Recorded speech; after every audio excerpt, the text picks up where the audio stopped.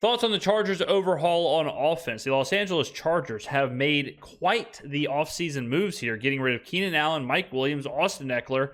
The only person left is Justin Herbert. I mean, I don't think we believed when Jim Harbaugh took the job that he was going to completely clean house.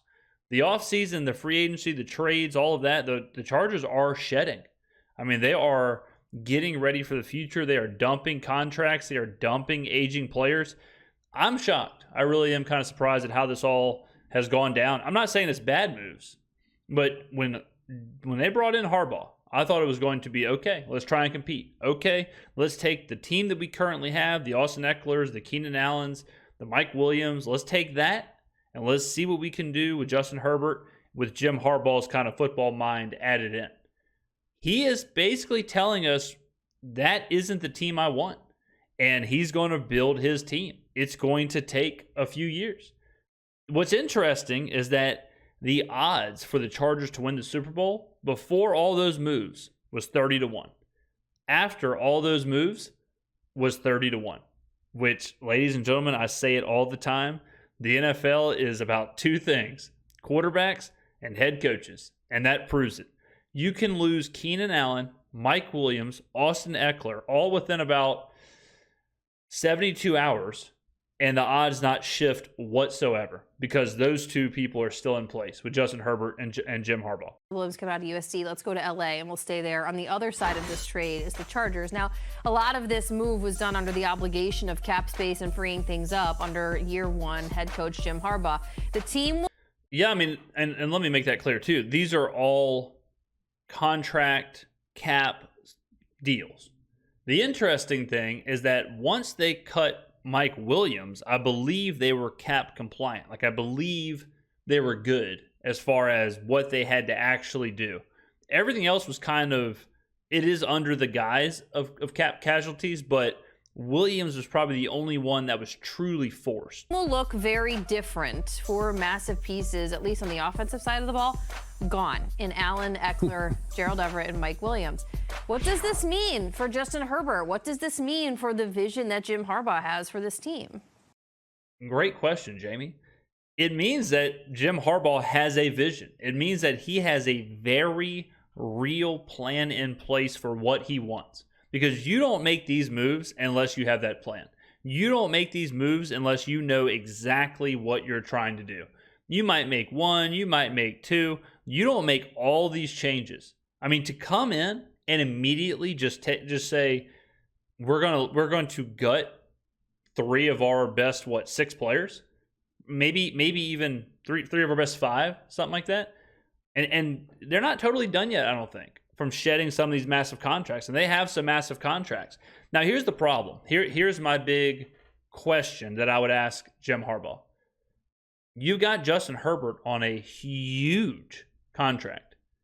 You don't normally see this strategy with a quarterback who's already been given his deal like Herbert was given a couple of years ago.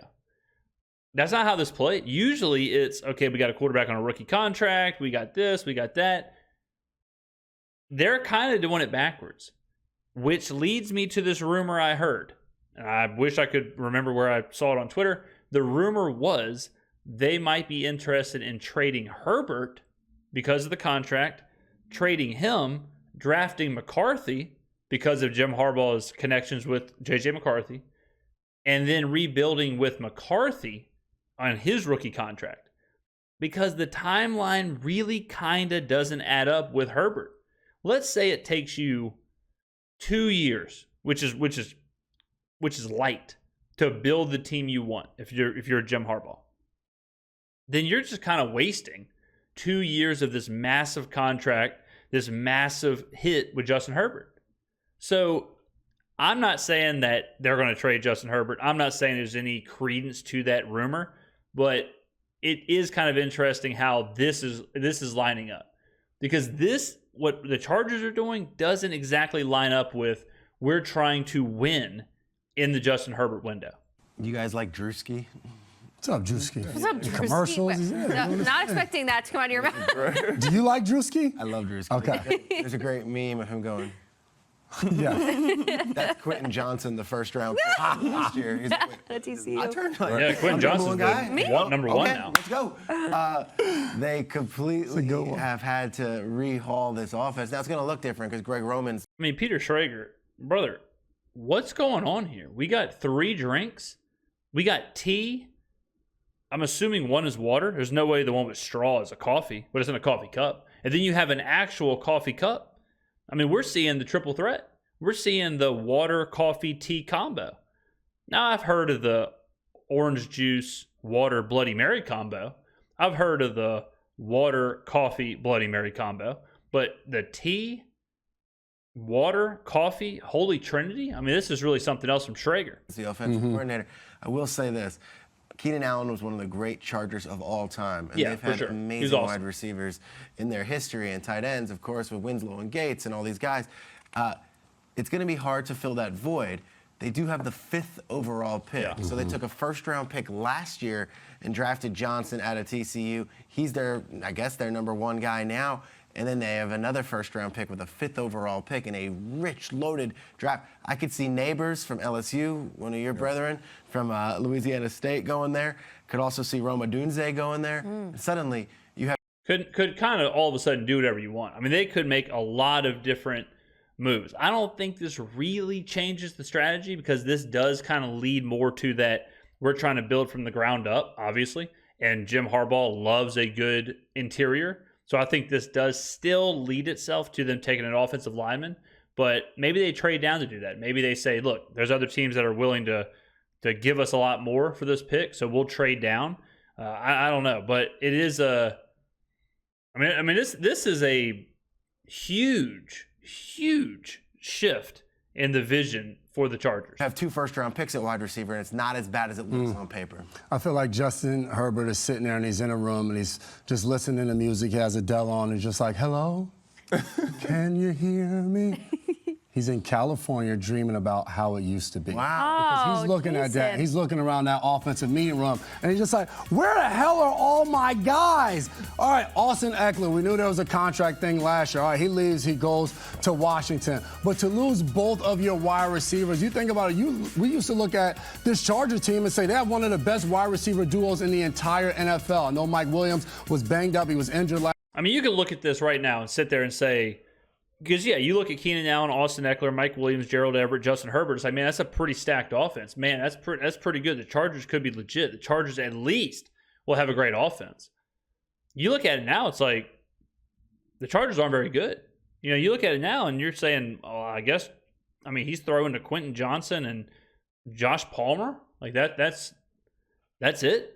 Like, I mean, all of a sudden, the Chargers go from a team that seemingly was ready to take that next step, and we kept waiting to see, will they take that next step? Will Herbert and the Chargers kind of jump forward, and will they become that full team? You know, and they were an expensive team. I mean, they went out and bought the Khalil Macks, and obviously what they were paying Ekeler and Williams and Allen, and then, you know, Bosa and all these players. But now it goes from this like, okay, they're ready to take the next jump. They go from, instead of taking the next jump, they say, you know what, let's just reset. But they also said, let's reset while paying our quarterback $300 million. Last year, missed most of the season. Keenan Allen, as old as he is, he's still producing. So for Justin Herbert, a guy who Keenan Allen arguably had his best season of his career last year. Loves to throw the ball all around the field. Now you look up, to your point, all right, the rookie will step up and be the number 1 guy, but he didn't really do anything last year to show you that he's ready to take that step forward. So mid. The entire offseason, you grow from year 1 to year 2, so who knows what that'll be. But I look at this, to your point, Jim Harbaugh comes in, Greg Roman comes in. When they had a ton of success with the 49ers, they ranked at the bottom of the league when it came to passing yards and passing attempts. Justin Herbert, totally different quarterback than Colin Kaepernick or Alex Smith in that right. But as you get rid of all the weapons, Gus Edwards, get ready. Let's hand the ball off and let's run the rock. But that's what I'm saying. Like, but exactly. It's like you're telling me you're going to trust Gus Edwards? That's it? Like, you go from Justin Herbert slinging it all over the place. And again, ladies and gentlemen, you paid him. He's your franchise quarterback. So it's not a situation where Jim Harbaugh is like, well, you know, let's just maybe this year we'll figure it out and then we'll offload him, get somebody else. He's your guy. So you're telling your franchise quarterback, hey, we're taking away literally all of your weapons. Don't worry, we have Gus Edwards. Like that, everything this young man in the, what a coat. Everything he just said lends more credence to what I said earlier about JJ McCarthy. Doesn't that kind of sound like it makes sense? That if Jim Harbaugh and Greg Roman are thinking, let's go away from that style, let's shed all these contracts, let's get rid of all these players, don't you think it would behoove them to also offload this giant contract with Herbert and go with their guy and to rebuild with that rookie contract? I mean, it does sound far-fetched, but sometimes where there's smoke, there's fire. That's what's going to happen. Yeah, this is going to be very interesting to see how this all unfolds this season because, like you said, getting Greg Roman and having that mantra or that mentality of we're running the football, play action when we can, and then you have this gunslinger in Justin Herbert who can make all the throws down the field. So you had to see this coming. In a sense that it was going to kind of clean house, Had to. Especially when you have maybe a new head not coach to this and you have extent. older players, but he's an older player, like you said, that can't still ball. But Justin, the keys are yours now, so you're gonna have to. Not really. I mean, the keys were definitely his last year. The keys were definitely his the year before. But now it's kind of hard to be like, all right, Justin, now it's your time. It's like, well, it can't really be my time when you just gave away all of my weapons. You know, they're kind of handicapping Herbert's, like, what all he can actually do. You can't say, all right, we're taking away your 1, 2, and 3, because Gerald Everett was definitely just 3. We're taking away your 3 most targeted players and your running back, who might be your 4 most targeted players. We're taking all of them away, and we're giving you Josh Palmer and Gus Edwards. Now the keys are yours. Like, that doesn't make any sense either. To run this show as best as you can with the guys who we have in this locker room. Like Peter said, we have a first round last year in Johnson, probably going to draft a receiver this year and with Maybe. the 5th overall pick, I believe you said. Probably not, though. So probably not. Man, I cannot stand when shows do this, when they talk out of, when they're saying something, but they deduce it as something else. They just said Greg Roman wants to run the football. Jim Harbaugh wants to run the football. They want to establish line of scrimmage. And then they say, I mean, obviously they're going to take a wide receiver at 5. Well, hold on a second. If they want to run the football and if they want to establish line of scrimmage, doesn't that mean that they would take an offensive lineman at 5? And I'm not saying they're guaranteed to. You never know with the draft. They could take a receiver. They could take a tight end. They could take a quarterback. They could take an offensive lineman. But the line of thinking definitely lends itself more to an offensive lineman than it does a receiver. If you're going by kind of this, like what we're talking about in this video alone. So I don't know. I mean, and I'll tell you who saw this coming, Jim Harbaugh, because you don't take this job. It's the opposite of Denver. Sean Payton took the Denver job because he thought, I can make Russell Wilson, Drew Brees. I can win with this team. This team is me away from a championship, whatever. Jim Harbaugh obviously took this job, and in those first couple of meetings, he laid out his plan of, we're getting rid of Ekeler, we're getting rid of Keenan Allen, we're getting rid of Mike Williams, we're going to draft these players, we're going to sign these players, and then in 3 years, we're going to be this. 100%. There is no way Jim Harbaugh took this job, and then, unbeknownst to him, they decide randomly, let's just start trimming contracts and trimming players. This is a Jim Harbaugh decision. And he knew taking this job, this is what he wanted to do. So if you're a Chargers fan, if you're a Bolts fan, which I've never met one, but if you're a Los Angeles Chargers fan, you're like 3 years away now. You're in a full rebuild. Very rarely do you see a full-scale rebuild with a franchise quarterback already there who is multiple years into his career. You may see a rebuild after a quarterback has a great rookie season or whatever, but for this point in Justin Herbert's career, to start a full-scale offensive rebuild, wild. It's going to be a lot of new talent around there in that LA Charger locker room. Yeah. And it's going to be on Justin to lead those guys. Yeah. But that's another thing. It's like there's going to be a lot of new talent in that locker room. Maybe. Or they could whiff, or they could draft more bust like Quentin Johnson, or they could go get free agents who don't work out. Like, you never know. You don't know if you're going to just automatically retool. You don't know if you'll automatically just have talent all over the place. Right now, there is no talent in that offensive room.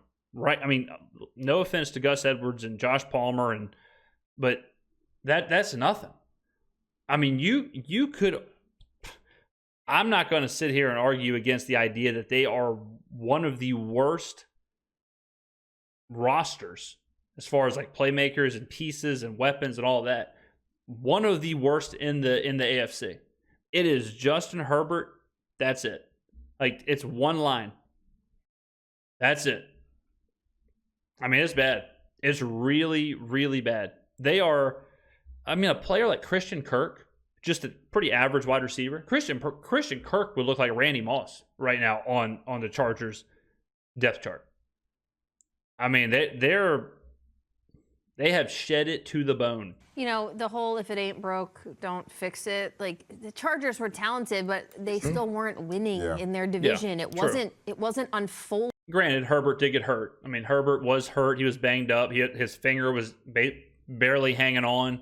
He didn't play the last couple of games. So, there is that. They did make the playoffs the year before. Granted, then they had the horrific implosion. But on the field the way that the expectation needs to be, frankly, or needs to be accomplished in the AFC West. So I don't mind it if a philosophical change offensively, despite having just because Justin Herbert can throw the ball 70 yards doesn't mean you need him to do it every series that you're on the field. So no, but Justin Herbert can throw the ball, can make every throw, and you paid him the money you paid him. That means he's got to be the focal point of your offense. Like, and he's into whatever year of his career he is. And he's into whatever year of his contract he is. Like, all those things are factors. So if you're saying we don't want to utilize Justin Herbert the way that he's been utilized, you probably want to get off of Justin Herbert. Because if you're not planning on him being the Justin Herbert that another ownership group or another coach and general manager and coordinators and all that, if y'all don't have the same vision and you're stuck with the price tag from before, it does kind of lend itself to maybe making an even bigger philosophical change. And I mean, you talk about, that's one thing, you got to give credit to Jim Harbaugh. This is insane. This is an insanely risky move to take this job and say, you know what? Nah, let's restart. Let's completely restart. I like what you have here. I like all these Pro Bowlers that you've got. I like that. I'm going to completely do away with it. And I'm going to build my own NFL team. And then you're going to see what I can do. Risky move. Maybe Roman and Harbaugh won games. Yes, maybe taking that off of him a little bit and only tapping into that skill set once in a while is where the Chargers need to go. And frankly, if it gets them a little bit more competitive in the season as a whole, then I'm here for it. Who does that sound like? Who does that sound like? Quiz, pop quiz. Who does it sound like at quarterback to only tap into the quarterback every once in a while when you need him? Maybe run the football 32 times if you can in a row. Only ask the quarterback to do every once in a while. Sounds like JJ McCarthy in Michigan. It sounds exactly like JJ McCarthy in Michigan. Because that's what Michigan did. They tapped into McCarthy when they had to. Otherwise, they found other ways to win. Now, this could get very interesting if JJ McCarthy was entering the NFL draft this year. This could get very interesting if JJ McCarthy, if the Chargers had like a top 10-ish pick and they could take JJ McCarthy, would be interesting. Ladies and gentlemen, let me know in the comments below what you think about the Chargers rebuild. Do you think they actually will move off of Justin Herbert? Do you think this lines up for JJ McCarthy? Do you think there's any truth to that rumor? Thank you for watching. I will see you in the next video.